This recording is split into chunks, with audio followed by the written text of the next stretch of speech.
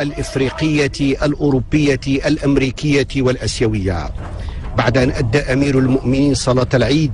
وتقبل تهاني رؤساء البعثات الدبلوماسية الإسلامية، يقوم جلالته حفظه الله بنحر الأضحية إحياء للسنة المشرفة، سنة أبي الأنبياء سيدنا إبراهيم،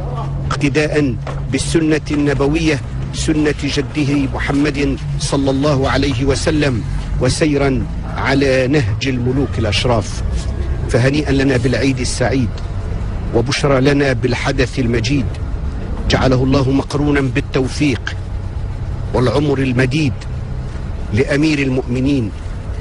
وحفه اللهم بالنصر والسؤدد والتمكين، وأمن للشعب المغربي في معركة الجهاد الأكبر كل الازدهار والكرامة الإفريقية الأوروبية الأمريكية والأسيوية. بعد أن أدى أمير المؤمنين صلاة العيد وتقبل تهاني رؤساء البعثات الدبلوماسية الإسلامية، يقوم جلالته حفظه الله بنحر الأضحية إحياء للسنة المشرفة، سنة أبي الأنبياء سيدنا إبراهيم، اقتداء بالسنة النبوية سنة جده محمد صلى الله عليه وسلم، وسيرا على نهج الملوك الأشراف. فهنيئا لنا بالعيد السعيد، وبشرى لنا بالحدث المجيد، جعله الله مقرونا بالتوفيق